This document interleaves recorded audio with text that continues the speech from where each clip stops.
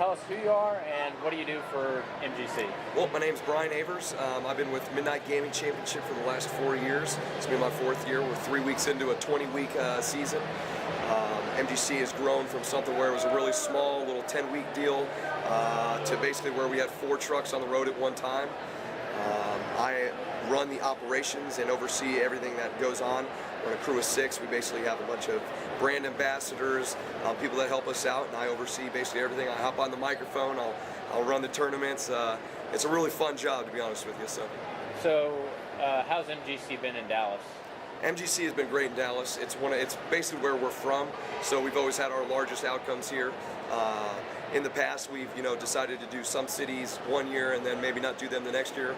We've been in Dallas all 4 years, and so obviously you can tell that the turnout just keeps getting bigger and bigger. And obviously the buzz about Midnight Gaming when it rolls around to June and July, it's out there. So now you guys have you guys partnered with A-Kon before, or is this This is actually our first year to do any anime convention of any kind.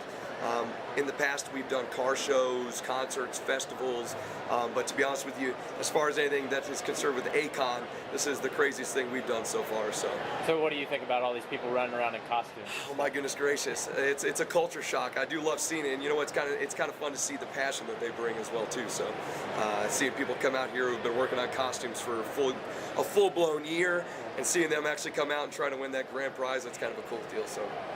What's the craziest costume you think you've maybe seen from A-Kon? Well, I did run into a guy where I actually had to stop and take a picture with him. It's only happened one time all weekend, so we got to know it was pretty legit. He had been working on a Halo 3 costume for the last year, all the way down to every T. He had an energy sword, he had 2 plasmas that actually vibrated and everything. It's the most ridiculous costume I've seen.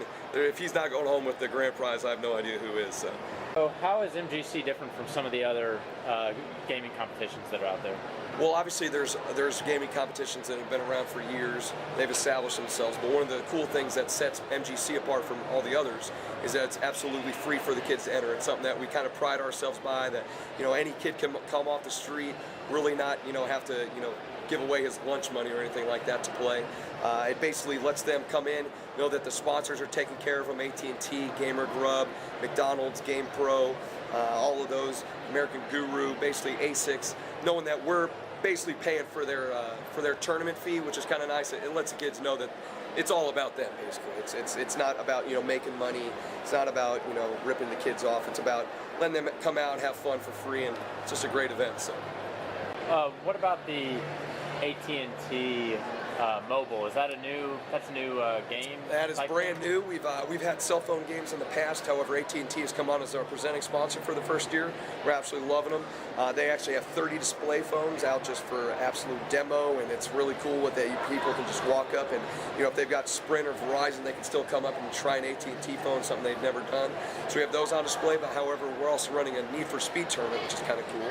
And basically, the winner of that's going to receive a brand new $300 cell phone. So you could possibly come to an A-Kon event without a cell phone, or had a phone break like we've had kids in the past where a phone is broken a week of a tournament.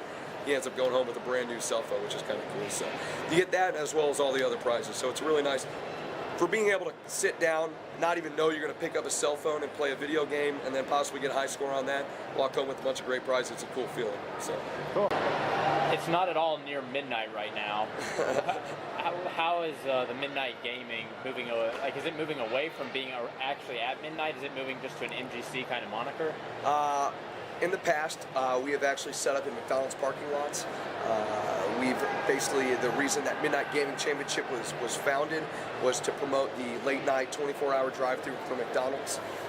So we were obviously setting up and starting tournaments around 7 or 8 o'clock, and going into the wee hours of the morning, and that's great and all, but it really kind of, it doesn't allow as many kids to come out and play. So in the past couple years, we started to come on with some of these crazy car shows like Hot Import Nights. We're going to do some crazy festivals this year and concerts.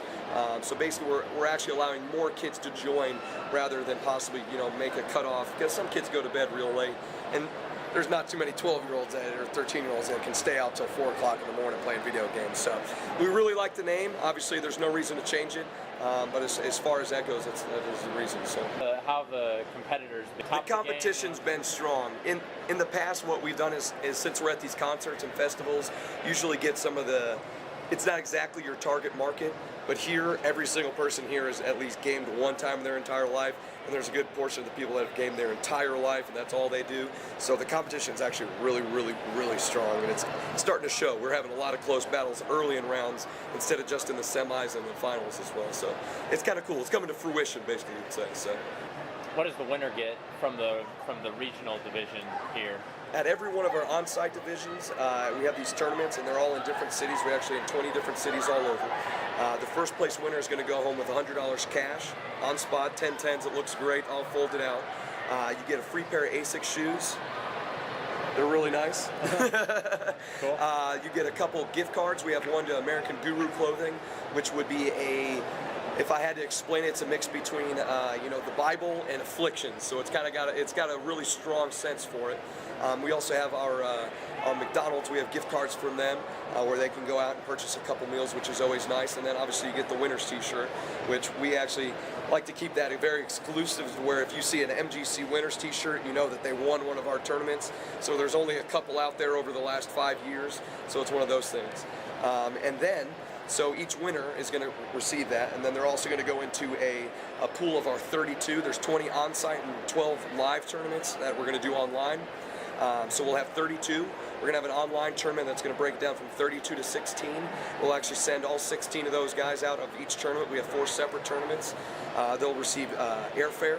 They'll receive ground transportation, they'll receive hotel and lodging, and they'll be out there for a couple days, basically competing for $5,000 cash in a Tournament of Champions. It's a great thing. So cool. Well, thanks for your time. It's nice talking to you. Absolutely.